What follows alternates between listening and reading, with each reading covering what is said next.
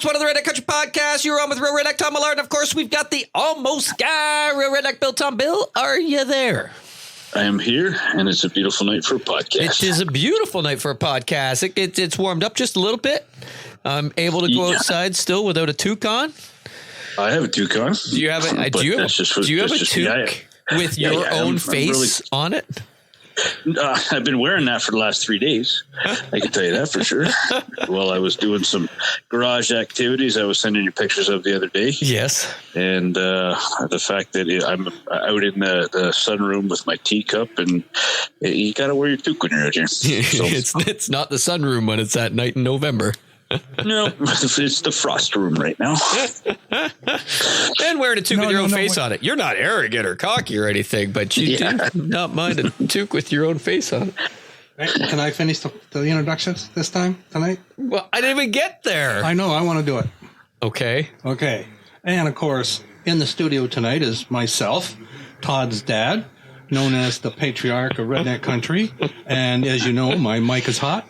And sitting next to me in the studio, as always, is the never ready guy, Todd. Todd, are you ready? What is that? Did you get like a nitroglycerin prescription from your doctor or something that we need to know about? I just think it's time that people heard the real story. Yeah, and now you've heard for the rest of the story. What is that? I don't even know what you're talking about. The never ready guy. Of course you do. Bill knows, don't you, Bill? I'm always ready. Yeah. I've turned over a new leaf in the last couple years. Well, it's because you've been hanging out with me more, but it probably has something to do with that, I'd say. So I'm sure that this podcast here is coming to us on November 11th. We're recording on November 11th, and I just want to say before we get started, happy November 11th Remembrance Day to everybody, and in honor of all the people who served, thank you very much, and hopefully we don't ever have to go through that again, but thanks for everything that you guys have done. Absolutely. For us. Yes. I mean, like almost the number one day of the year, if not for sure. I mean, it's our freedom. Yep. So, I mean, I could do a whole podcast on that with my own feelings and thoughts and family members and everything. Yeah. But yeah, 104,000,000,000% behind that. Bill, yep, agreed. So absolutely. Thank you, everybody, for your service and our freedoms. Yep. Here's to you. So agreed. A little sip of tea for everybody. Agreed. Well said. Let's just have a brief moment of silence for all those that have served for our freedoms and all those currently serving for our freedoms.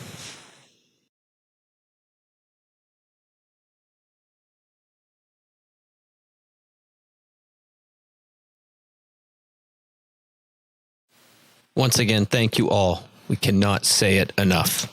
So, then the other side of it is we are on the back end of the rifle hunt. Well, the muzzleloader hunt for you guys, but the rifle hunt the for control hunt, yeah. And what do they call it? The antique. Our area is called what, Dad? The antique firearm area or something like that. But it's, what do you call it? The muzzleloader. We call it the muzzleloader. Well, it's controlled hunt everywhere. Oh, is it? Yeah, because that's it. You got to put the draw in, right? So for those that don't know, I can recap really quickly and just state that there's 3 weeks that bow opens October 1st for us, shuts down December 31st. So that is the season for bow. However, the first full week of November, bow shuts down, as that is the first week of the controlled hunt that you put in for a draw. Now in our area, it's been 100% draw for a long time, and then always usually some extra tags. And then there's the week happens, and then the next that rifle's done, bow opens back up for a week, and then it shuts down for the second week of the controlled hunt, which is again draw depending on your area, and then it shuts down right after. It goes into bow for a week, and then the third week bow shuts down again, can't hunt bow, and that's the third week of the controlled hunt. You can only hunt with a gun in those controlled hunts. Our area is antique rifle, which is muzzleloader. Up where you are, Bill, you can use high-powered rifles. Some areas... Ours is a little bit different, and not to confuse everybody in the issue for everybody's talking, but up in our area in north, we can hunt right up from October 1st to the first Monday in November, which is the first full week, and we hunt with rifle for 2 weeks. We can hunt back-to-back weeks. I didn't even know that.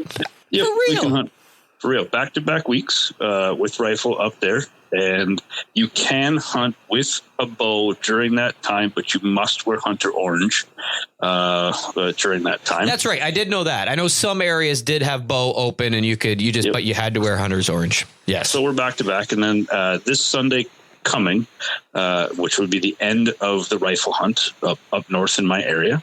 It opens back up for bow, and then the second week of December, it's muzzle loader and bow only, no rifles. Oh, I didn't know that you guys had a muzzle loader only up there. We do, yep. And that's in my mind, the best time of the year to hunt. Everybody that hunts and gets big deer says a lot of the locals don't even bother hunting the rifle hunt because of all the people that are in the bush. They said they wait until the muzzleloader season, which is in December. Get them big smart hiding bucks. That's right. Ninja and then bucks. They get those bucks that are moving in the daytime and flip the script on those big guys, and no doubt. And that's when they're getting their deer. But yeah, no. So we're just finished your controlled hunt and our first week of the rifle hunt.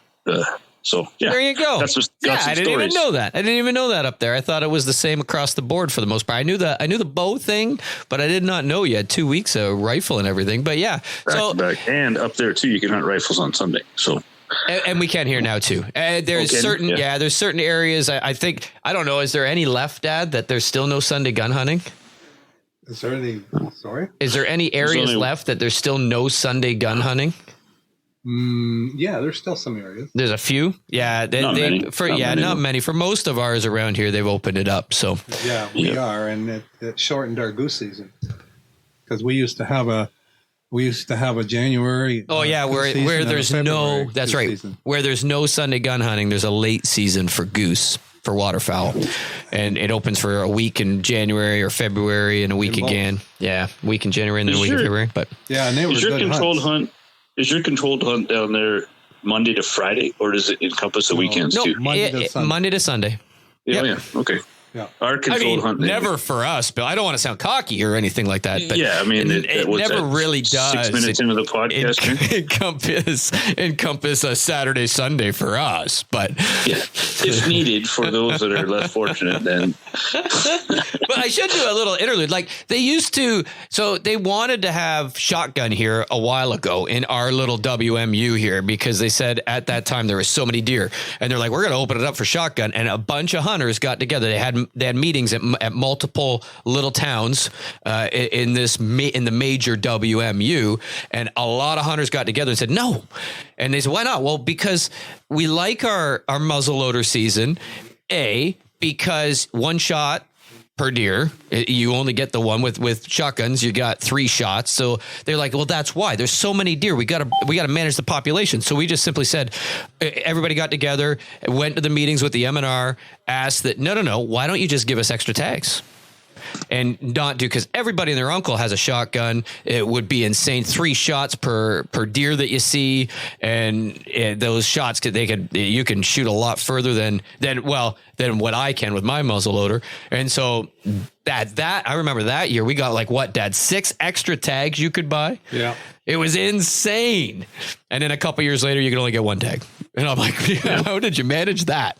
You went from every hunter being able, was there that many done? Or did you just maybe miscount a little bit? But regardless, yeah. So our area has stayed antique or muzzleloader only for forever. And so I'm hoping it does. That's a good point. That's a good point. And the logic behind it, the sound as to why they keep it that way. You know, if you haven't been rifle in your area, if you haven't had shotgun, then why introduce it? Just, you're right. Let the people have more tags. And then if the guys are really interested and serious about being hunters, they would invest in a muzzle loader to participate in that hunt. You got her. So, yeah, and I like it. I mean, and see, you can tell in rifle hunt, up north. Their opening morning sounds like, well, not as much this year, but in typical years it would sound like World War II coming on with everybody shooting. And it's not one shot. It's shoot till the clip is empty. And a few times we were talking, I said to TJ, that deer is Swiss cheese. There is no way if that guy was shooting, either he ran out of bullets or that deer is Swiss cheese, because you get to 5 and then a couple seconds later it's like he dropped the clip and put a new one in and another 5. I'm like, what is he shooting at over there? So if you had the one shot, to me, you get a better shot on the animal. You're more conscientious of the shot that you're taking because you only got one. Well, normally, yes. That's true. Well, I'm sure. Anyways, no spoiler alerts yet, but you only get one, and that's why I shoot a single shot 30-06. I don't have multiple shots. Doesn't matter if it's is it like bolt action? 10 yards. No, it's break action because it's on the same frame as my muzzleloader. So you take the muzzleloading barrel. That's right. You said that last year, right? Yeah, Thompson Center. And then that's correct. A Thompson Center Encore. Shoot a Thompson Center Encore 50 cal for the muzzleloader, and the same frame. You take off the barrel and the scope, and then you put whatever other caliber that you want. And I bought a 30-06. So I love it. I've carried that for 3 years now, and I've shot plenty of deer. But you get one. And if the guys are talking on the phones, well, that wasn't Bill shooting. There was more than one shot. I'm like, yeah, guys, I can reload fast, but I can't reload that fast. I like the idea that people get one shot and they make it count as opposed to just winging. And that's true. That's very true. Yep. And we'll tell some stories on that. Or you borrow the buddy's gun sitting beside you. Yeah, maybe. Hope that they didn't drop it. Which you have no clue where it shoots, but you just grab it, put it up, pull the trigger anyway. Yeah, that's it. I listened to the last podcast again in preparation for this one, just to kind of, trying to reminisce and what we did last week and come up with some points. And I got to tell you, I won't. It's not my turn rate yet, but there was some firsts for me. I was pretty definitive when I said, I don't need to sight my gun in, and I never drop a gun. So we're going to tell some stories that required a little bit of both. So I don't know where you want to start. Where do you want to go? I think we kind of discussed this right before we got on here and hit record. Said, wow, we got so much right now. We got like 2-3 episodes in us at this point in time, which is awesome. This is why, with the podcast, what it's all about, learn from our mistakes or learn from our successes. So we said, just for everybody listening, we're going to try to recap each of us our Monday, Tuesday. And then next week we can do, if some of us were still in the bush after Monday, Tuesday, we could do later days, Wednesday, Thursday. And then we're going to probably do a sum up at the end and maybe even discuss a little bit of morals and values in the camp again, but with actual real world jazz that has happened. And because we got stories and I want to bring it home, and I really want to call some people out and mention names and make it a big deal, because it's what Redneck Country is all about. So I don't know who wants to go first. I'm kind of curious on what Dad's trying to get at, because now he's gone quiet, and with the almost ready guy, because I am always ready. Always ready. When we say we're getting up at 4:30, we'll meet at your place at a certain time. I figured this is where we were going to go, and I was ready. We always tell him 15 or 20 minutes before we really want to meet, because he's always looking for stuff. Were we at the meeting point at 6 o'clock every morning? Yes. Yes, we were. Yeah. Now, this year, see, I turned over a new leaf. Yes, this year I got to say, Bill, we were all surprised.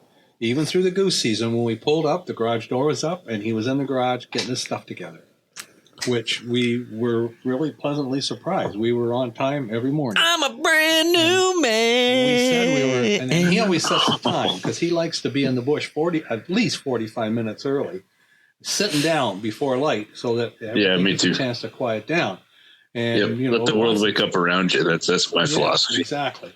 And so he sets the time. He says that like he agrees. Yeah, exactly. We have to agree. He sets the time. Yeah, or I'm going by myself. And then he's got to carry his own crap in. We meet at the meeting point at 6 a.m.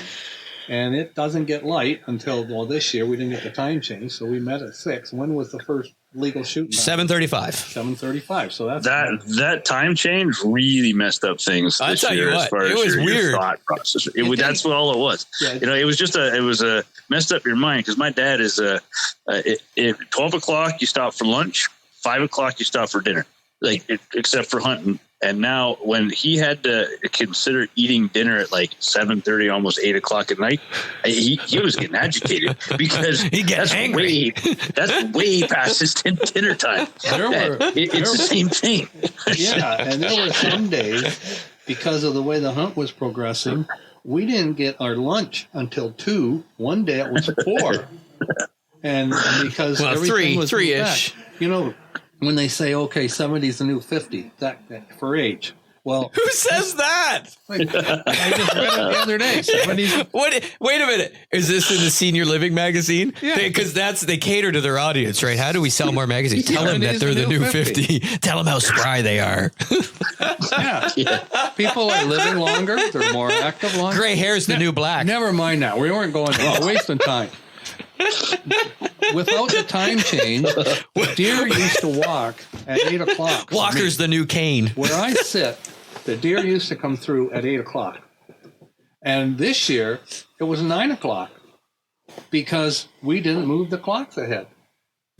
Yep, until this past week. It floored Dad with that. I mean, he'd text you, but we still got to sit longer because it's 11 o'clock.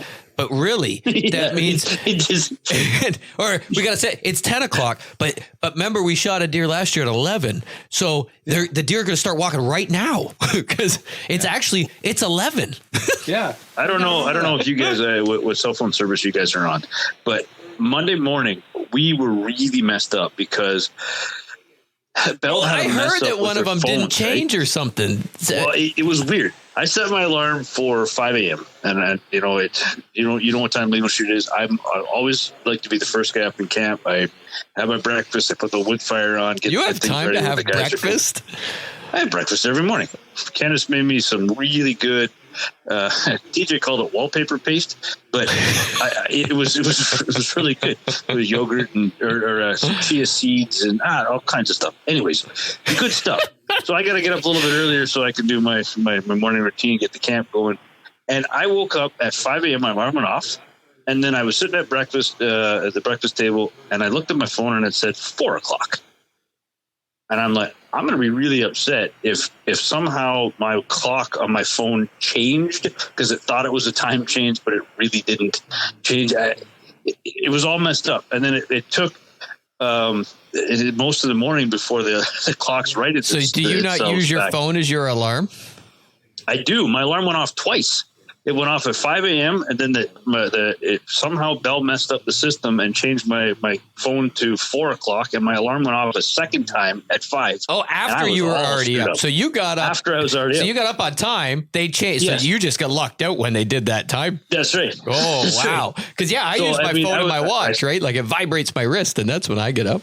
Yeah, so I got up and everybody was kind of questioning it, but it got light right when it was supposed to, and I was in the tree stand right when I needed to be. So this worked it was for good. Me because I have my breakfast in the field. I have a granola bar and a small thermos of coffee, and so little thermos. It's like a baby thermos. This year at 8 o'clock, since I was up at the regular time, they didn't do the time change. 8 o'clock, I was hungry for breakfast. That's when I eat, and so normally, if I looked at the watch and said it was 8, that's when the deer are going to walk. But this year, when I looked at my watch and it said 8 and I'm hungry, it's breakfast time. I got another hour before the deer walk, and it worked out perfect. I would get my granola down and my coffee down before any deer walked through my area or I heard any guns. So you like the time not changing? I did. I didn't mind getting home later. I didn't mind that. It made a short night when I got home. Yeah. You get home, I want to wash my clothes, and I'll have to tell you that why in the stories upcoming. But I got to wash my clothes. Well, you got to wash them in the scent. They gotta soak. They need an extra rinse. Then I got to get them in the dryer, and then I got to get them in a scent free tote with my ozonics on them so that I can get them scent free for morning. And then you got to charge your other ozonics batteries to get them ready for your ozonics. You got to make your lunch. You got to get it in the fridge so that in the morning you can just get up. Then I got to make a big pot of coffee thing to fill my thermos for the morning and get the coffee ready so I can just hit the go button so that I am the ready guy and get all of that jazz done. And then go to bed. Oh my gosh, dude. I'm laying there going, is the dryer done yet? Is the dryer done yet? Is the dryer done yet? And technically, we don't have this. Technically, there was no change. Because no, technically it wasn't. Whether you went home when it was dark at 6 or you went home when it was dark at 7, you still had to do all that before you went to bed. But and in the morning, you had the same amount of sleep because you either got up at 4 or you got up at 5. It's the same amount of time. But it's not because your family is in bed. Yeah, you just seemed that way because when you got home, your family's getting ready to go to bed, and you're looking at the clock, and it's an hour later going to bed than you normally did. So, I mean, technically, it was no difference for me. For the retired folk, who cares, right? That's it. Yeah. Doesn't matter. So, we wanted to start this conversation on Monday, but I want to start on Sunday real quick. I'll tell you. Well, yeah, because you're up there hunting. You hunt bow up until you're ready to rock, right? It was awesome. I mean, we got up there on Saturday morning, and like I said last time, all I need to do is take the rifle out of the case, and I clean out. I take a shot with 30-06 and the 30-30, which is the two guns I brought up, to clear out the oils. The rust. First shot, right? Not in my guns. The first shot at 50 yards with the 30-30. The first two shots were right on top of the other. Right? They touched each other. They were so close. So I'm good to go. Backed up to 100 yards with the 30-30, right there, right exactly where I needed to be. 30-06, same thing. So 3 shots out of each gun, and I'm good to go. The story to that a little bit later on was I wasn't good to go later on in the week, but I hunted as I got a picture, but we'll save that. We'll save that one. But I got to do a little bit of crossbow hunting on the Sunday in the pre-rifle hunt, and that day I saw the most deer I saw of the entire week. So, I get in there on the Sunday, with high hopes and stuff. And I pull my camera a picture, and I had 3,400 and some odd pictures, and of a beautiful leaf. 3,400 at least were just leaves blowing. And I thought, I was so pumped up because I had so many pictures on the camera. I got my phone in the That's a lot of deer, Bill. Or you put it right, and that deer is like chained to the camera. Yeah, well, I thought hey, this is great because I had a setting on there for 3-picture burst plus a video, 3-picture burst plus a video. And I had them so close together that I had over 3,000 pictures of just grass blowing in front of the camera. So the sensitivity was way down, and I got so disheartened because all I had on that camera for the entire time was does since Thanksgiving weekend. And they weren't even many. I had like 4 does on camera. So I'm thinking, I got a doe tag in hand. I'm still optimistic I'll go out there. And it was the exact same thing that you guys talked about all the time. I shouldn't have put a camera up because now I'm thinking, Now I'm thinking that big guy has already been shot and he's off the hit list. The second big guy is already shot. He's off the hit list. And now there's nothing in the area because your camera nothing in the area has made you in a bad mood. You don't even want to get up and go hunting. Well, I like being in the bush, but you're right. The whole fact is I was out there hunting for horns to start off with, and I got nothing. Technology. Anyway, so Saturday, I was ruined. So Saturday I got out there about, 12 o'clock. By 1 o'clock, I had at 180 yards a doe walk into the field. 180 yards of the crossbow, a little bit too much. I could have done it. Yeah, crossbow. You probably would have. That's 15 inches over her back and let her fly. She catches it with her teeth and spits the arrow back at you. So I'm thinking, great. I mean, it's 1 o'clock in the afternoon. I've seen a deer. I'm good to go. As the afternoon progresses, I don't know if I even told you this.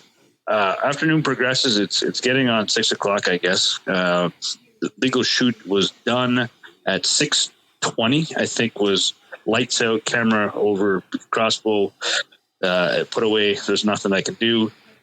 6:08, this doe and two fawns walk at 100 and I'm going to call it 140 yards right in the field at my 12 o'clock, right in front of me. And I'm thinking, well, that's good too. That's rifle range for tomorrow, but now you're stuck in the trees, so you don't spook them. Right. So if rewind just a little bit. I went to Elwood Epps on my way up there to get some more ammunition because just in case I ran out, what happens when you shoot that many deer, you run out of ammunition, right? So I got a box of ammunition. And is that what happens, Bill? Is that when you run out of ammunition? Yeah, that's not what happens. Tags? Do you run out of tags first, or do you run out of ammunition first? What are the signs of a good? Yeah, what's the signs of a good hunter? Yeah. Well, I walked down the scent aisle at Elwood Epps, and for the first time in since they pretty much put synthetic deer lure out there, I decided to try Tink 69, and they said on the package, this is what sold me, it's the closest we can get and ever got to the pre-synthetic scent. I'm thinking, all right, I'll bite. So I bought some of this synthetic deer urine, and I tell you what, it was exactly like the deer scent was pre-synthetic times. Oh, it stinks. I use it. It was, yeah. And I tell you, my phone still smells like it. Still, so I have these scent wicks by I don't know who makes them, doesn't matter, but they're the double scent wicks. So I put some of that in Tink 69 drag down on Sunday, and I walked right at about 140 yards. I walked right parallel to my stand, and then I walked on a line, and I dropped that scent wick, 40 yards right from where I'm sitting, just to give me a shot if something comes in. And would you not believe it? Those three does that came into the field picked up that scent drag line, nose on it. It wasn't on the ground, but the nose to the ground, looked up, and followed that scent wick drag line right exactly to where I hung it up. No doubt. I'm not kidding. And then as these three does are coming in, it's getting darker now. And I got my binos up, and I got my binos on them, and I look off to my right, and I'm looking in the bush. 2 more deer are sitting there. So I've got 5 deer at about 10 after 6, and I'm thinking, okay, I can't see these 2 that are in the bush, but they're coming in too, and they're coming. I had 5 deer within 35 yards, right at 620, and no doubt. Not one of them had horns, and 4 of the 5 deer were congregated right underneath the branch that I had that scent wick hung on. Isn't that something? It was crazy. I couldn't. I don't know if they're little button bucks or what they were, or the reasons why that they were coming out. I don't know why those would be coming out at that Tink 69. Yeah, it makes them comfy. Esters, maybe, I don't know, because they were within 35 yards underneath my stand. And they didn't even have a care in the world that I was there or not. Well, I'll tell you, and I've used that stuff for a long time. I've used a lot of stuff. I went back to Tink 69 last year, the year before, because I remember, and I thought, why did I quit using it? Because way back when I first started bow hunting, 20 years ago, I was at the family farm. I had a tent in the field. I'm a rookie at the bow hunting game at this time, and I put the little Tink scent bombs, like you're talking, the little wicks, right? But they had little orange canisters, and you pulled the wick out, and you squirted it on the wick, and there was corn stubble. I put it on the corn stubble, and it dropped down to a ravine, but just a little bit. Like it was only probably like a 10-foot drop into the bottom, and I was up in the field in a tent in the corner, and I put these out, and I don't know, they were like 30 yards from my tent, and I put one. And then I walked 10 yards, I put another one, I walked 10 yards, put another one. And I'll be darned if I didn't have a giant 9-point. All of a sudden I see movement over out of the right on the bottom of the ravine, and I got a big giant head and a 9-point sniffing. and he came up out of that ravine at 30 yards, walked right to it, sniffed it. I tried to draw my bow, and you know, it's the dumbest thing, because all I was thinking about was my brother-in-law said to me, well, don't use a tag before black powder season. And I'm thinking, if I got a giant, I'm going to do it. But I've been watching a lot of monster buck videos back then, real tree monster buck videos. And I'm going, you know what? I bet you for 9 points, he was we don't talk inches at Redneck Country, but just so others can relate, he was probably 150 inch animal. He was massive. And I'm like, nope, he's not like on monster bucks. I'll let him walk. I'll just see if I could draw. And I couldn't get drawn anyway, because every time I went to draw, it wasn't a tent with shoot through windows. We're going 20 plus years ago. It was just a little pop-up tent. Every time I went to draw, he could hear my clothes rustle, stop and stare right at me, and I couldn't draw. Until I finally went to go to full draw, he took off running. Because knowing now, when he first came up out of that ravine, I'd have went to full draw. Should have hammered him. But right? you know what? Those videos there smoked him, because, oh my gosh, I don't think I've ever had a buck that big in front of me in bow season since. Yeah. Those videos skew your reality. Absolutely. But it was all Tink 69. And so I just went back to that last year, the year before. But I'll tell you what, I let Dad's buddy Bill borrow one of my hunting packs, in which when I got it out for him to use, I found last year's big giant bottle of Tink 69, half full, and I said to him, here you go, dude, and all you got to do with this backpack is hang it on a tree, because wow, did that thing reek. And the new bottle, by the time the third day came, by Monday, Tuesday, that thing, I had dripped it and dropped it on my clothes in my pocket, and same deal. Holy jeez, like I came home. Sorry, yep. My scent wicks, I fortunately had a little Ziploc baggie that they came with. I got the same ones. They're foam. And the Ziploc bag was gone on day one, because that's who I am. I put it in there, but my pockets, my hands. We walked out into the woodshed there where we store all the clothes and stuff, and my dad says, yep, I can sure smell that. No doubt. Well, I showered with that scent-free soap every night when I got home, and every morning when I got up before I went out. And so I'd shower while my clothes are in the washing machine, and then I go lay down in bed with the family, and we'd all watch TV, because I had to be up to get my clothes in the dryer. So I'm like, let's watch TV while you guys lay in bed and go to sleep. It's my time, the only time I can spend with the family, because it's like an hour, because it was so late. So I'd lay, and that's all they complained about for the whole week is you stink like pee.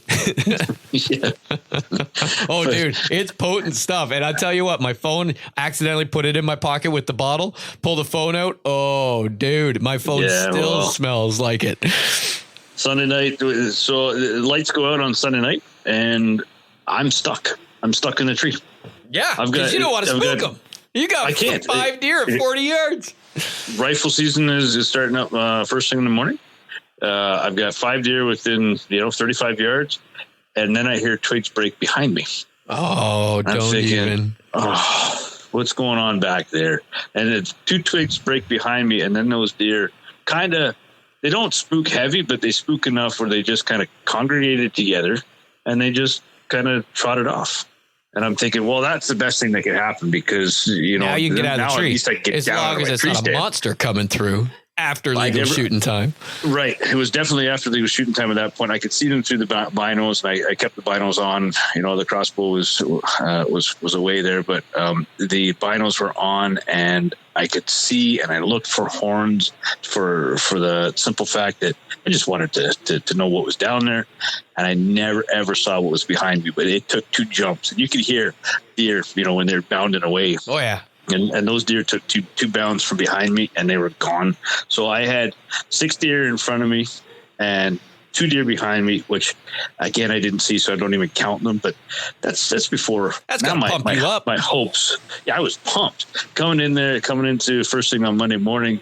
Now I've already seen 6 deer, no horns, but at least I know there's deer around. So yeah.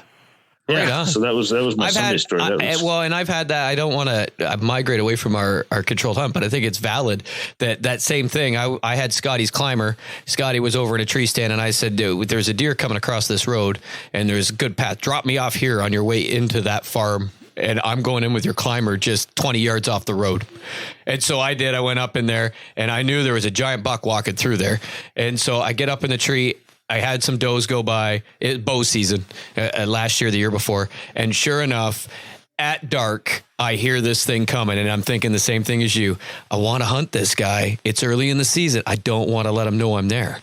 So I got to do something. And so I sat there so long. He was just meandering and I couldn't see. It was so dark as he was coming through the thicket. I knew it was a deer. I didn't know it was a buck. I couldn't see antlers. I couldn't even see the deer. So I thought, okay, I gotta be natural and get it away naturally. So I'm grunting. I rattle. It's dark. I can't. It runs to the stand, right to the tree. It is below me, snort wheezing, grunting, everything.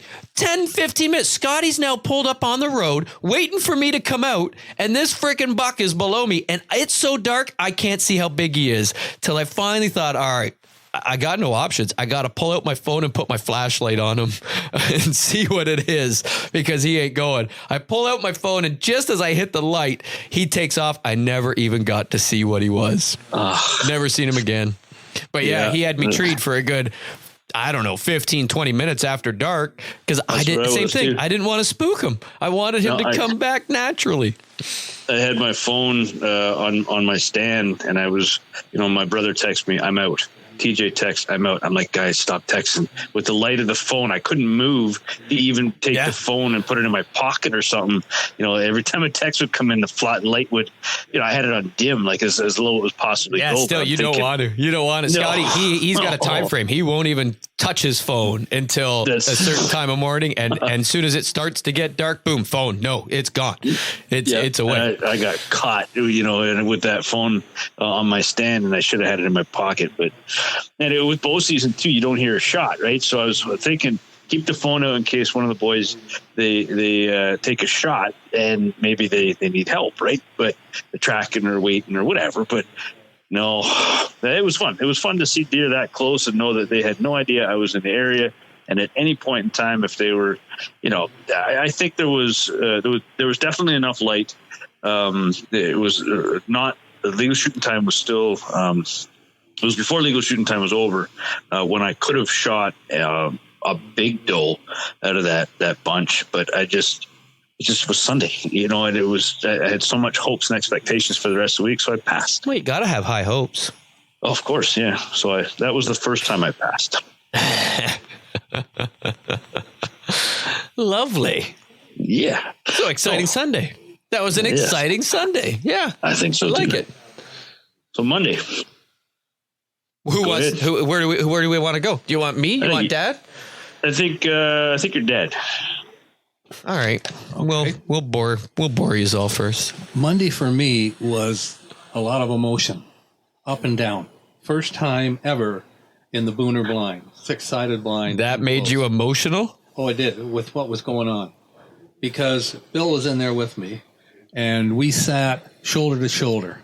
But facing the opposite way. Now my chair swiveled, so I could see east to the field and swivel right to look at the hardwoods, and I could swivel right around almost. In fact, I could swivel right around and look completely behind me, but then I couldn't swivel to look to the south where Bill was sitting. His chair didn't swivel, so he was looking west to the hardwoods and then south down the ravine. And so we figured, okay, we got it covered. I just have to, keep turning my head and move a little bit. My chair was completely silent. And so it got light.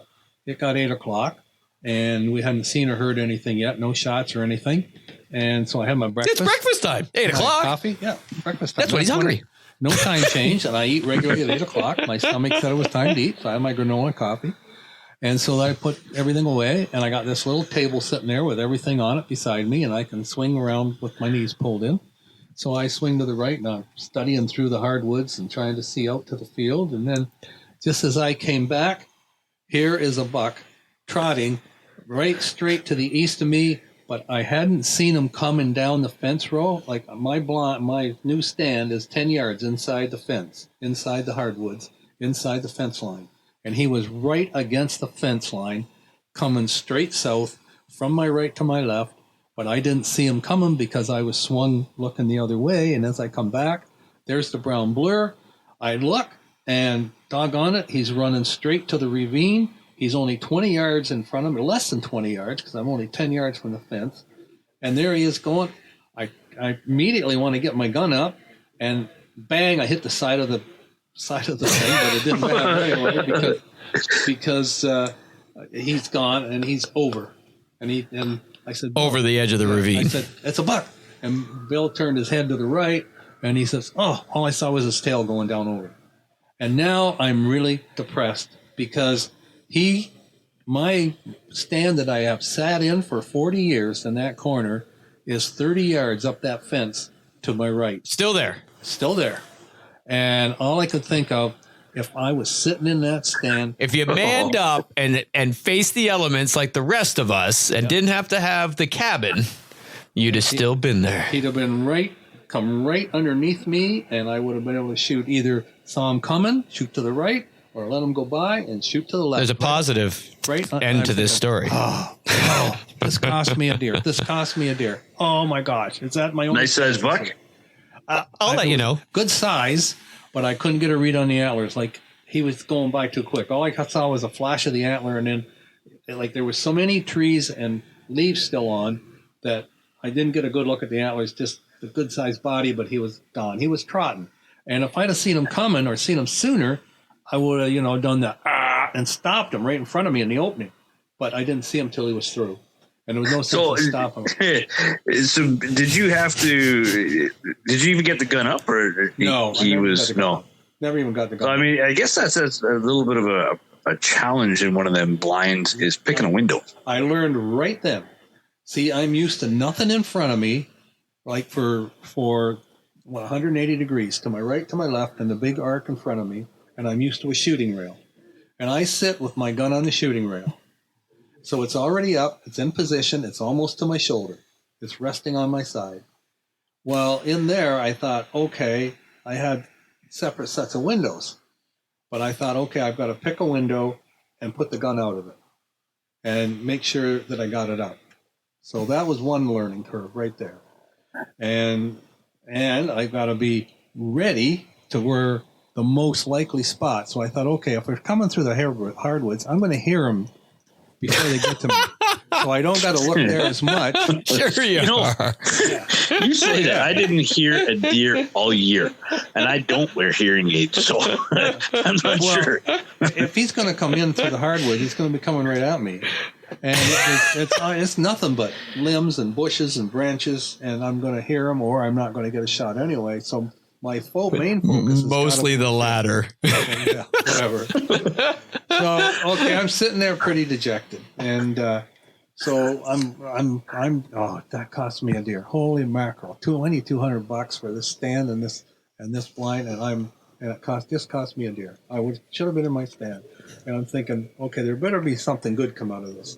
Well, then next thing I know, Bill says to me, "There's a buck," and like our faces are looking the wrong way, but we're just shoulder to shoulder, and so right away I realize it's down the ravine. It turns out it was on the ledge. I said, "Shoot it." He says, "I can't. I'm in the wrong." And his chair didn't swivel, and it was noisy. And every time he moved, it creaked, cracked. Oh. And he was trying to get the gun up slowly, and he says, "I'm not getting it up." He's just standing there. So now let me tell you, them whisper into each other a lot louder than that chair creaking and cracking. But that never moved. But the bonus in that thing is the deer can't see in it. And I walk up underneath it. I can't. They're looking at me. You can't see them. It's black in there. You can't see them. Yeah. It's right. So the deer, they can hear the noise. They're trying to figure out what the flip is making the noise because there's no movement. It's just noise. So they stand there looking. And literally, they do. They just stand there like they're dumbfounded, going, "What's going on?"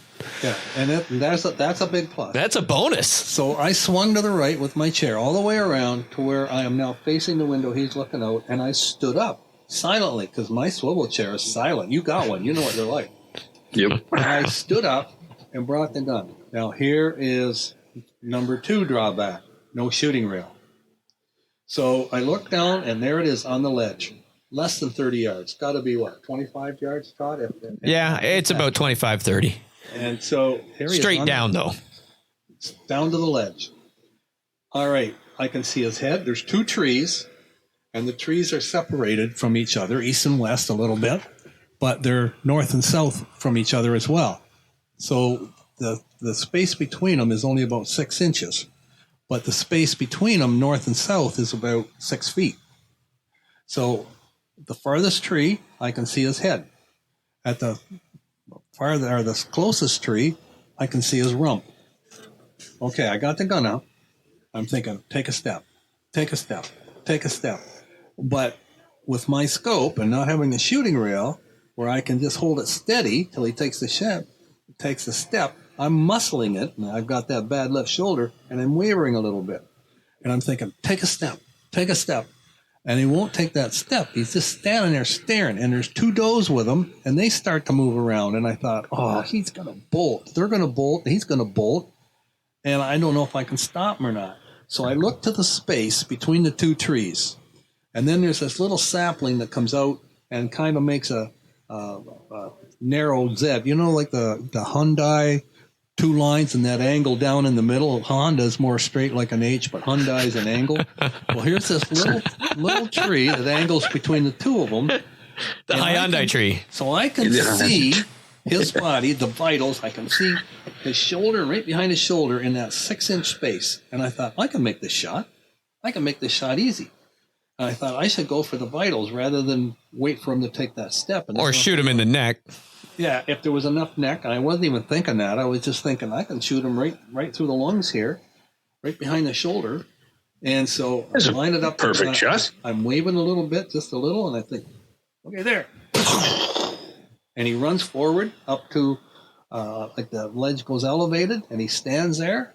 I said, Bill, watch him. I got to reload.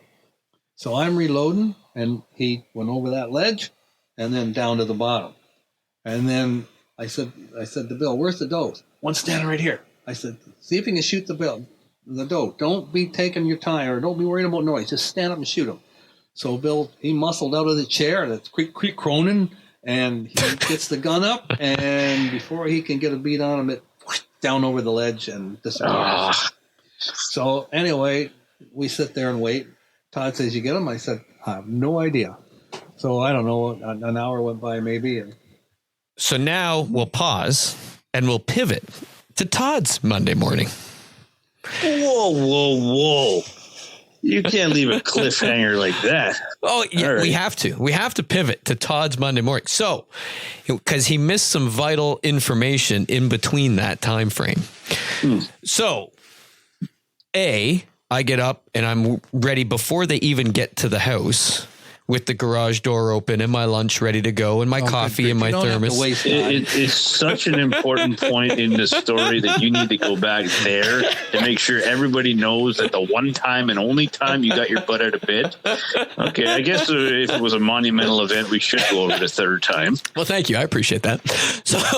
So anyway, my morning, I was not emotional. Well, I was in a way. It was more anxiety driven. So I said, okay, the corn was up. It's now down. My corner where my stand is, it's the honey hole. Everybody knows. I shot 4 or 5 deer, 4 deer one opening day morning and let the 5th walk because nobody would answer me on the radio. We've gone through this. But anyway, so I deer all the time. It's a pinch point, and when the corn's up, they feel comfy, and they walk the edge of the corn. I'm just in the woods, right by the ravine. I'm 200 yards from Dad. He's on the other side of this little mini ravine that splits us, like it's like a T ravine. But they come up out of that ravine or they go down that ravine, but they walk that corner. When the corn's up, they live in that corner because there's some nice ragweed right in front of my stand where they can bed. The safety of the corn. There's a bedding area 200 yards to my right. There's a bedding area between me and Dad. Like, it's awesome. But the corn's off. So I said, I'm not even going to go into that stand. I've got another stand that's down by the other bedding area that's to my right, 200 yards. And they walk the big bucks. They walk inside that bush line right on the edge of that ravine. There's a little shelf and they walk that shelf. So you know what? You guys are in the big booner right there. I'm going to go down in the woods, in the hardwoods into my stand that's on the same ledge, but 100 yards away from Dad further than that stand and just in the woods on the edge of the ravine. So I go in and I'm walking, I'm putting my tink scent bombs out as I go down through the path in the woods, the deer run that goes right to my stand. I put them all out. I get everything. I climb up the stand, and the maple tree that when I sat in my stand was at my hip has sprouted another 10 freaking feet and probably 20 feet around, and it completely encapsulates around my tree stand. I got nothing. I can't see in front of me. Let me ask you the question. Did you not go preseason to check to see what your shooting lanes were? Freaking Taj Mahal. Or too busy resetting in your gun after that. And I didn't want to go after traipsing all through there with Dad and building his Taj Mahal. I didn't want to go over by mine because I figured we just pushed all the deer over there. And let's leave them. Yeah. And he didn't figure that's the stand he was going to in the morning. He figured he was going to the one up top. So anyway, I get in that one and I'm like, well, this totally sucks. Now, do I waste my time and have to backtrack to find my tink scent bombs to go back to my normal stand? And I thought, well, you know what? It's only 100 yards. And really, it's only probably 70 yards because I was closer to my stand where I go in the woods to get to that one. So I'll leave them because they're still going to do me justice. They're still going to work. The way the wind blows down over that ravine, it's going to pull them up out of the ravine. Anything within that, I'm going to be able to hear, see, maybe get a shot at. So I'll leave them. So I had more because I had the orange tinks one from some years ago. And then I got the ones you were talking about, Bill, the little foam things coming a baggie. So I go to the next stand, and as I'm walking into that one, I'm putting those out. And I go in a bit further past my stand and put them on the edge of the ravine so it blows down over. I get up in the tree. I put my ozonics on the tree with the ratchet strap, turn it on. I sit down and I look and I go, something's not feeling good. I'm looking out. I've got the tree to my right. It has there's been a branch that's been encroaching for a long time. And I almost didn't get a shot at a deer last year that I got because it's growing out so much that they can now come in behind that. And I don't get to see them until they pop out past it. And they can see me if I'm moving, or they come in so close. I don't even know they're there until boom, there they are. And now I got to move and they're on top of me. So I'm sitting there in the dark, and I can see the silhouette of this branch is growing out even further, and we're early in November. The leaves are all still on everything. So I can't see much in this stand. I got maybe a 10-foot window at the most. I don't like that. What's that? Strike two. And now it's 7 o'clock. Legal shooting time 7:35, and I wanted to be in 45 minutes early, maybe an hour early. I would have been way early, but now I got to get this. So I unhook my ozonics. Wasn't sure of the trees or anything in the stands. Never ready. Because I built a Taj Mahal. Never happy. My gosh. So anyway, I thought, you know what? I found a great spot last year. I had a giant buck walk. He just seen me before I could put the gun up. And it's the episode that we talked about where I said, make it happen. And it was like getting to be Fridays. We still had a buck tag. I had bucks run by me. I ran up and shot it. You're taking up valuable time here. Blah, blah, blah. So anyway, I'm like, I know where that spot is. And now it's pitch black, but I think I can go down there and find that on the edge of the ravine. So the beauty is I can't put a tree stand there because the ground is eroding down to the creek. But I can sit, and it's high enough that it's like I'm in a tree stand because I'm shooting down on the edge of the creek. And they don't look up then. Now it's really high tree stand. Like I'm like 80 feet up. So I went and I slid halfway down the hill in the dark. I'm putting turkeys out like you would not believe. I get to this and I get to a spot. It's 20 yards closer to my stand than I was, but I'm a little bit higher. And I'm like, I'm even higher than last year under that spot there. This is a really good spot. Kind of perfect. Right? And so I carry these umbrellas that it's the tree umbrella. If you Amazon.ca or whatever you want to go, Amazon.com, whatever, Google them, the hunting tree umbrella that it kind of screws into a tree and then it wraps around the tree and overhangs you. So I don't put it up because I hate it. Even in the rain hits it and it's so loud I can't hear anything if it's raining. So I don't even like it for that. What I do like it for is I put it beside me in the rung of the tree stand. And then it's a blind in the tree stand on my left and my right side because the posts will come through and go through the rungs of the tree stand seat that I'm sitting on and hold themselves there. That's not a bad idea. Oh, dude, it is amazing. It closes me in. So I bought another one so I could do this on both sides of me because I only rolled with one last year. So I thought I got these things. Well, they'll also work as a ground blind because they're a half circle. So I popped one out and set it in front of me. I popped one out and put it behind me because now that ledge I was talking about is now above me, behind me, but I can sit down against this tree. I've got this umbrella behind me that is just my eyes. When I look back, I can see, so it's going to hide my movement. It's blocking now. Key, I feel it's a key, is the backdrop. So deer see movement. They don't see color. So if you have something dark behind you, right, instead of clean air, they're not going to see the movement as much because you've got a blind. So I have that umbrella behind me. It's now like a giant tree I'm sitting against. Plus I got the tree I'm sitting against. I'm feeling pretty freaking good about it. I think I texted you and said, dude, I'm loving this spot. I'm feeling really good. And so you're pretty pumped up about that spot for sure. I was like, I just want to sit here all week because I know down there on the edge of that creek, nobody goes. Nobody crosses the creek. Nobody hunts down there, but the deer walk through there like crazy. It's untouched territory down there. It's thick. I know lots of deer. They always come up to my stand there. This is the spot. So, and I could shoot down there. You couldn't bow hunt it because it's too far with a bow, but I can sure as heck shoot down there. So as I'm sitting there, I sure as heck have some does come through, and it was just before Dad had a buck come down. So these does come pitter-pattering through, and they're just in the thicket. So too far to shoot, and what do I do? Well, one comes right down the edge of the creek, and dude, I put my gun on her. I line up on her shoulder. It's 50 yards. I mean, it's 80 feet down, but it's 50 yards away.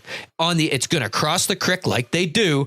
It doesn't eat. I get up on my knees. I put my gun up. It doesn't see me. I put it on the shoulder. I pull the trigger, and it turns around and runs back up the pathway it came across the creek from me and runs right back towards me.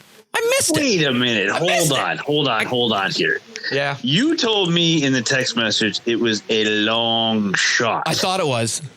You just told me it's 50 yards. I thought it was, but I ranged it. It ended up not being. I felt bad for you when it was a long shot and you missed. Now, with the fact it was that a you chip spent, shot, but I know what happened.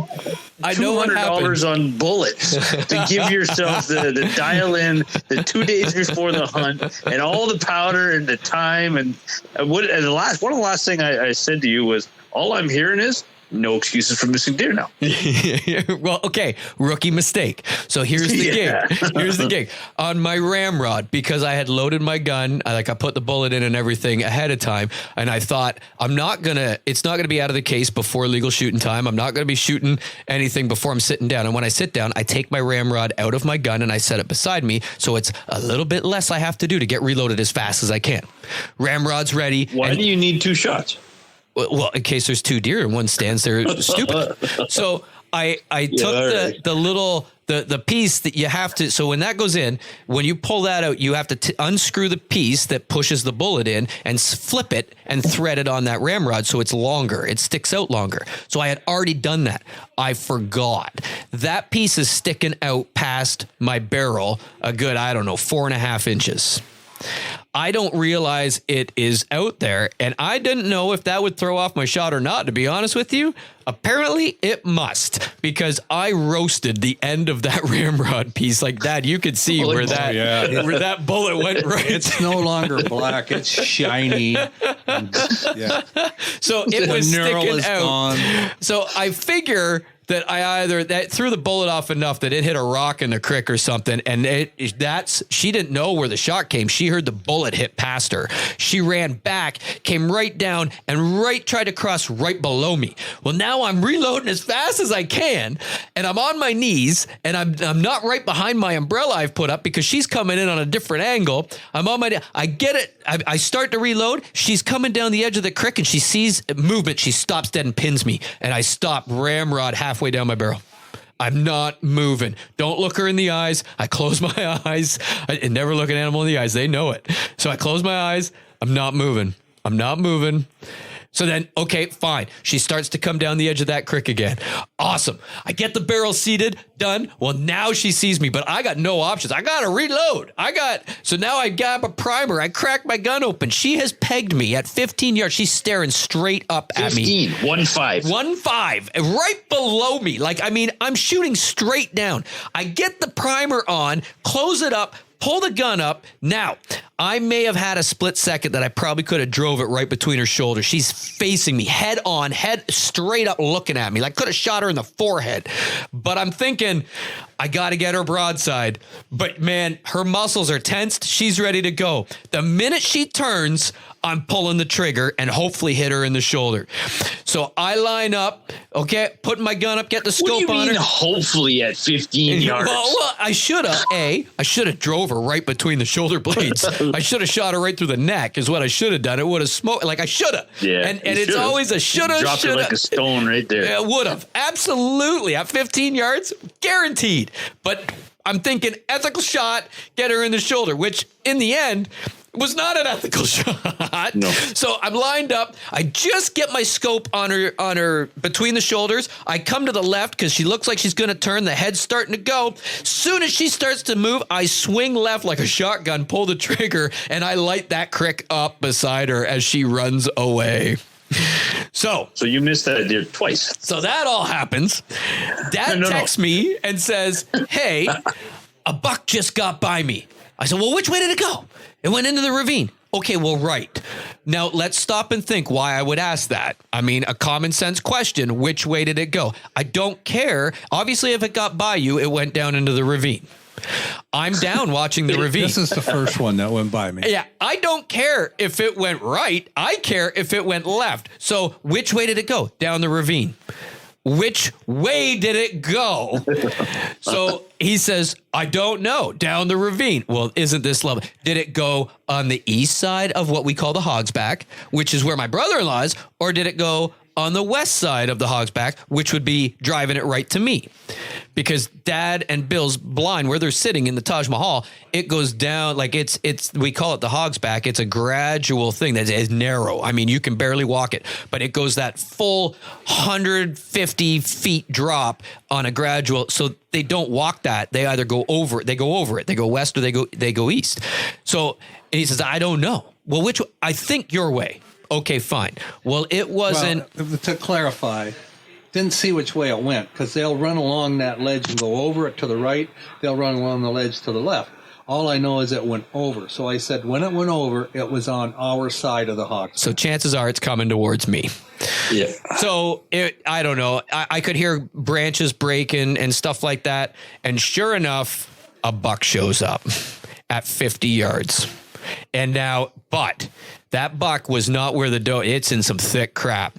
I've got, like Dad said, I get my scope on it. I'm on my knees. It can't even see me. I'm so high up there. It's not looking. It paused and tensed up. And I thought, holy crap, it's going to go. I got to get my scope on it and fast. And I mean, I should have been able to see this thing. It must have walked the edge of the creek from Dad where I can't see that well because it just, boom, there it is.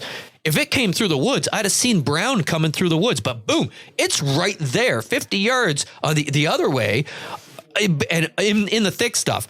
I got my scope up, I put it through. Okay, I can see vitals there, and I can see it tense up. I'm like, it's about to move, it's about to run.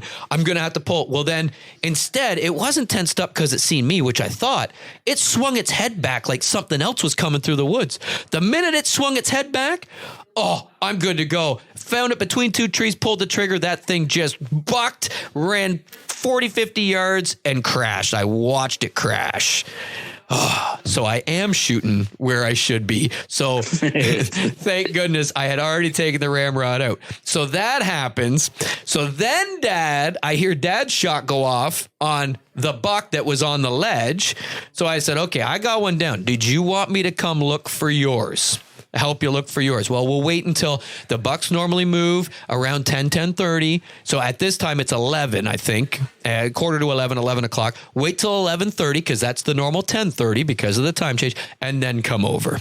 So I said, okay. So as I'm sitting there, I had that does walking by on that ledge. I don't even know how many I seen, Dad, that were in the bush. There was some I let go. There was a doe with 2 fawns, let go, let them walk on. I messaged Dad, hey, I think there's 2 does coming up the edge to you, because I just watched them. Like, it was just to sit there and see all the deer. It was awesome. Now, I believe I took 2 more shots that morning at a big doe that she was walking. It was doable. I bet you it was 80 yards, but it was in thick stuff. I picked an opening and said, soon as she gets to that opening, I'm pulling the trigger.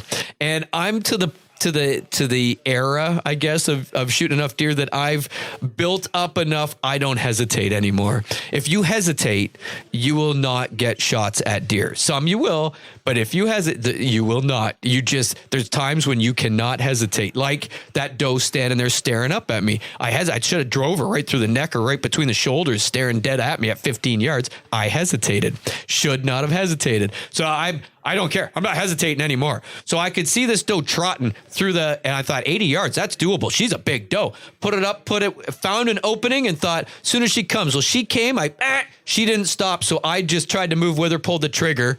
Well, I must have smashed trees because she didn't stop in that opening. She spun around and turned. She stopped at about 100 yards. I reloaded, threw the gun up. Just as I throw the gun up, she starts to run, and I took another shot through and I didn't. Dad, here she comes. There's another one coming up. But I was throwing lead like crazy. You took 5 shots Monday morning? I think I took 4 shots, Dad. Yeah, 4. That sounds like 5 to me. I think shots I on went the 2, 3, 4. Oh, maybe it was 5. Yeah, it was 5. 5 shots. Let's say I cleaned my gun that night. Yeah, I can imagine it.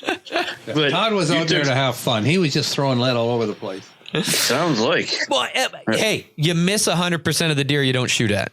That's true. And I wouldn't pull the trigger if true. it wasn't doable. And where I aim, I always aim in the front. So if I do hit them, they're going down. Don't aim at back in the guts. So you, from 15 to 80, you missed. That's cool. to 100 and change, I bet. So, to get back to me, I said, if you're done messing up down there, if you're done. Come on. And that's the beauty. I never messed up down there because I never went down there. The only time I went down was later in the afternoon to drag that buck over to the creek and gut it and then 4-wheel it out. So that place stayed untouched. So I said, come on over here. We want to look for blood. I have no idea if I hit that deer or not because he just ran up and behind thick stuff where we could barely see him and then over the edge. He says, there's no way. At 25, 30 yards, I had to hit it. But I had to thread it between 2 trees. But I said, well, you should have. He goes, and let me tell you, women say that inches don't matter or that size does matter. I don't know. But this was the difference between, 7 inches, Dad? No, 6 inches. 6 inches and a half an inch. Down on an angle. And if I was too low, then the triangle would have diminished and I was waving a bit. So I was not positive on the shot. All I knew was that I tried to thread it through there. That's all I knew. And so I said, all right, on a steady rest. I'll come over. I'll look for blood. I'll see what we can see. When he got over, I got to get down. So I marked the 2 trees. I got down out of the stand, and he come over, and it's a slight slope to the ledge, and then it drops off really steep. Oh, it drops. So I thought I can, and then you can see the bottom again, and the bottom's shootable. So anyway, I slid part way down and was working way down. Bill says, you shouldn't go down there. I said, oh, Bill, I'm fine here. This is gradual. This is nothing. So I started part way, and I got the 2 trees. And I said, that deer should have been standing right there. So I'm standing in its hoofs. I can see where the leaves are turned up, where the hooves were. And I'm like, okay, this is where it was. I'm not seeing any blood. No. So I get down, and I get right down to the first tree, hold on to it, move to the next tree that's a little to its left, and right at my eye level, I'm looking at a bullet hole. The width of the bullet caught that tree. Half an inch. He smoked that tree. And the side of that tree was bowed out and splintered. It took the bullet. Half an inch. So I just must have just waved a little. So if it was 6.5 inches, dead deer. 6 inches, no good. So what you're telling me is that half inch It matters. Deflected the bullet, and you didn't get the deer at 30 yards. So, then he says, my theory was even if I hit the tree, it might have bounced off the tree and still went through the deer. Because I figured the deer was right against that tree, but it wasn't. No, it was a good 10 yards past the tree down lower on the ledge. Yeah. So here I am. I followed all the hoof prints all the way down to where it crossed the creek and no dice. Yeah. So, okay. So now this is Monday. We got a deer down, and that's it for Monday. And I missed. That's a lot of shooting on Monday. Yeah. Your brother-in-law or all week, Michael. buddy. Rick put a brand new stand on the opposite side of the hogback that I'm sitting on up top, and he put it at the other side of the hogback down below. And he's really confident. He's got a shooting lane across the creek. And it's a good spot. I would say that I wanted a tree stand there forever, just haven't had time to get it there. He ran a rope down the hill so that he can use the rope to go down and come up. It's that steep. And so he's down there, and he never saw a deer. And one of the guys shooting with us never saw a deer. Now, Michael, he says, yeah, I had 3 in front of me. And I said, I didn't get a chance, Mike, too thick. What happened? And he was a little sheepish at sharing it. And he says, no, I never got a shot. 2 rookie mistakes on opening day for us. And so I said, you never got a shot, eh? And so I let it go at that. And then later he says, actually, Don, he says, I had the safety on. And I said, you had the safety on? I said, Mike, we've all been there. I forgot to put a cap on one morning. One morning? Yeah, well, and I left the keys to the trigger lock in my truck 2 mornings. Just 2 mornings? And no, just 2. And so now I use the combination. I don't take that chance anymore. But we've all been there. We've all been there, Michael. He says, well, okay, really? And then he got excited because then he realized we weren't going to make fun of him. Yeah, you can share your story. He realized dude, I left the ramrod hanging out the end of my gun. Yeah, and I didn't turn around in time, and I tried to thread 2 trees and failed. And you're like, oh, he's feeling better now. You know, he's not feeling so stupid. And he says, oh, Don, he says, I'm telling you, 3 big does standing at 15 yards right in front of me. They just appeared out of the bush. And he says, they were stood right there at 15 yards. And he says, and I'm pulling the trigger. Why won't it shoot? And I pulled it again. And I pulled it. So he didn't just pull it once and realize the safety was on. He pulled it several times. And I'm thinking, oh, Michael, you know, like, this is cool. Like, and so he started laughing. He says, I can't figure why my gun isn't going off. I can't figure why it's not shooting. And then he says, I realized my safety's on. Well, he's panicking. He's moving. He's looking at his gun. So now the deer got him pegged. He flips that safety off, click, and they scatter like bang, they're gone. And before he can line up, they're gone. And he doesn't get a shot.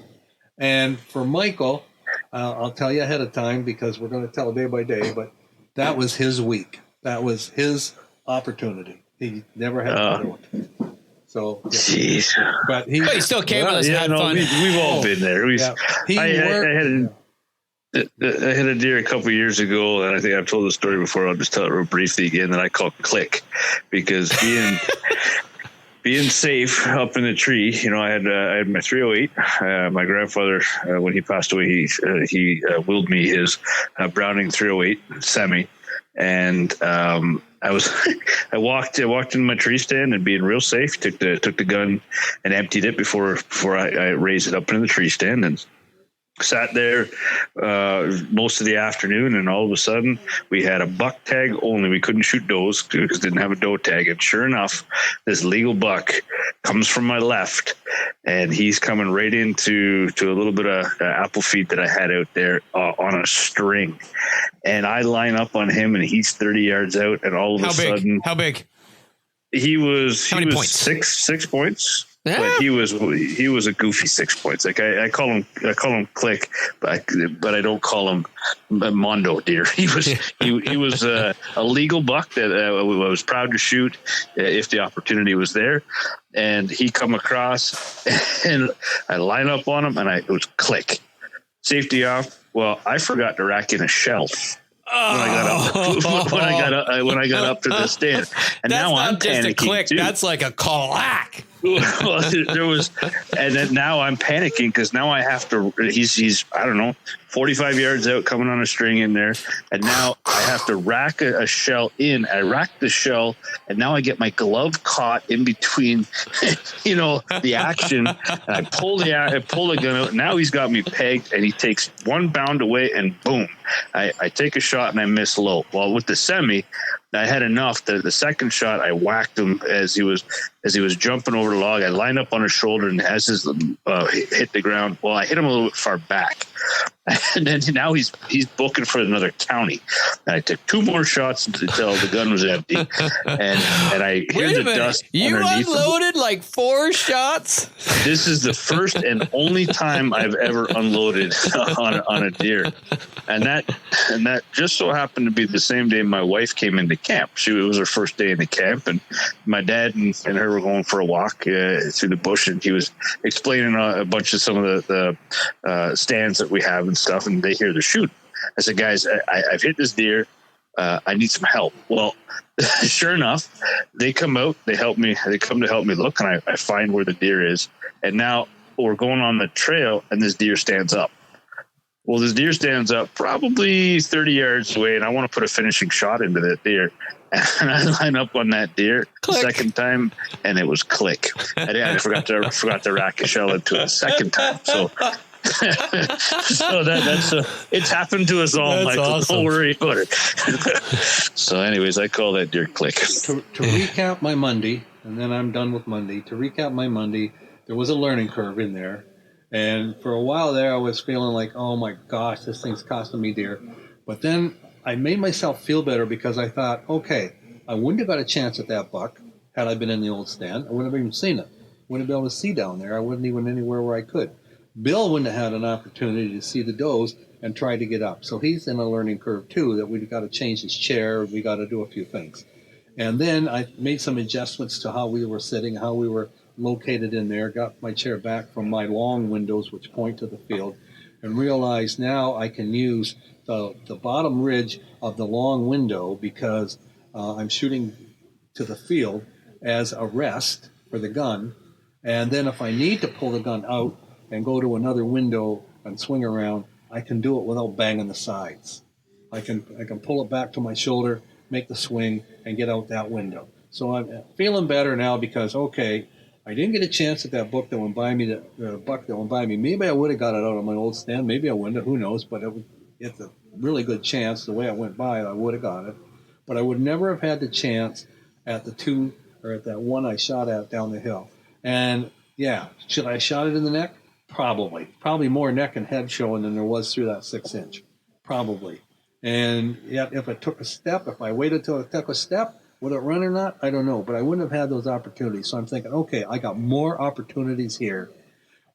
Concentrate on the 2 sides that I can see really well, and don't be so worried about the directions I can't, because when I'm in a tree, I just can't see behind me in the tree.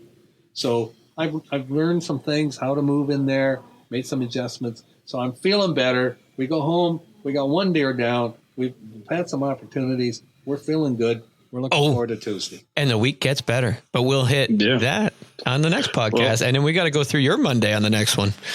Yeah, absolutely. I mean, Monday was a good day for us too, but maybe we saved that for the next podcast. Yeah. Well, we're pretty much at our time there, and that's only Monday. We are. It's only Monday. Holy geez, you guys are long-winded. Yeah. Long-winded. It's just... Well, we love our deer. I have a hard time getting a word in edgewise. Yeah, right. Edgewise. Yeah, no, I get it. This is where you're all about. Can you relate, Bill? Would I trade the Would I trade the booner? No way. I wouldn't trade the booner for anything now. And just as the last to finish this off with, I wanted to ask you. I know that your son was very militant about you not going into your stand and getting all your stuff in there. Were you able to get enough things in that blind to be comfortable? Yes. I had define comfort, Bill. Kitchen sink. Is kitchen sink a comfort item? Well, last podcast we talked about coffee maker, solar panels, satellite dish. I had the heater sitting up in one point, 6 sides. I had the heater, the buddy, sitting up. Never turned it on. The whole 4 days we were there. Never turned it on. All I can picture when you talk about you and Bill in that stand, and I'm going to apologize in advance, is the grumpy old men, the two guys sitting in their ice fishing huts with all this stuff in their chairs, and I have all this stuff with me on the tree. Let me tell you, when you get to Tuesday, you wait. I was in there doing more work in the next couple days, but I don't want to spoil it. I mean, the week gets better, and what I had to do, Bill. Yes, there was a lot of freaking crap in that blind. I'm in there being carpenter, Todd, and then became housekeeper. But we'll get to that on the next podcast. Let me just say that, yes, everything that I had with me, I usually have up in my tree stand. But I hang my calls from the rail, the shooting rail. I hang the rattle horns from the shooting rail. So I just reach out, use them, and then let them swing back, right? So I had them on a little table in there. And my quick load is around my neck where I have to pull it up. My phone is around my neck. But everything I had in there, I usually have with me. But there were some changes we'll get to. We've always made fun of him for going in like a pack mule. I mean, he's got every cargo pocket. He wears pants with cargo pockets. They're full. He sounds like a walking wind chime. Doesn't stop there. He's got the biggest backpack, like he's going to summit Mount Everest on his back. It loaded. Then he's got his satchel pack that I say satchel, possibles pack that's got all his reload and all that jazz in there. And then he's got another pack that he carries on the side. Like, it's absolutely insane when he goes. And turkey hunting's no different when we go. Everything has a purpose, I bet. It does. And my gosh. Let's leave it at that. But I will say that I forgot to say that it was very evident that my view to the field was not as good as it should have been. But we fixed that. There was a lot of leaves on. And even though we trimmed some branches, where I was in the thick of those saplings. Trees that were from an inch to about 4 inches in diameter in there. When you got up 10 feet, they just branched right out and were all leaves. So next week you'll get to hear why I didn't get time to do my tree stands. At lunchtime that day on Monday, we said we're going to fix that. So we'll get to it. We said. They're just lucky I was in a good mood all week. That's it. Well, that was not part of Monday, though. That was Monday lunch. That wasn't Tuesday. That what? That we thinned it out. No, that was Tuesday. No, it wasn't.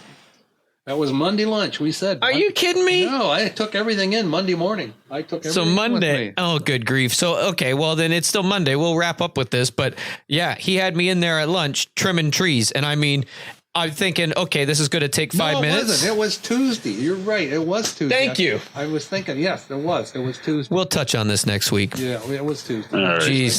There's circumstances up to that, but yeah. It was Tuesday. There are. Thanks, Joe Biden. Yeah. He's confused. Very good, gentlemen. I had to stop and think. Now I better write this down or I'll forget. Next Make some notes. Good grief. No, I have it straight. Don't argue with me. All right. Well, appreciate it, Bill. When the woods turned, we will end here. And we'll start with your Monday next week. Sounds good. All right, gentlemen. All right, thanks, man. Good talking to you. And that'll do it for this week, folks. For the Redneck Country Podcast, I'm Bill, the almost guy Tom. And I'm Todd. And thanks for listening. And folks, if you want to be part of the podcast or you want to give us some feedback or really contact us about anything, feel free to email us at podcast@theredneckcountry.com. Again, that's podcast@theredneckcountry.com. Thanks for listening. Talk to you again next week.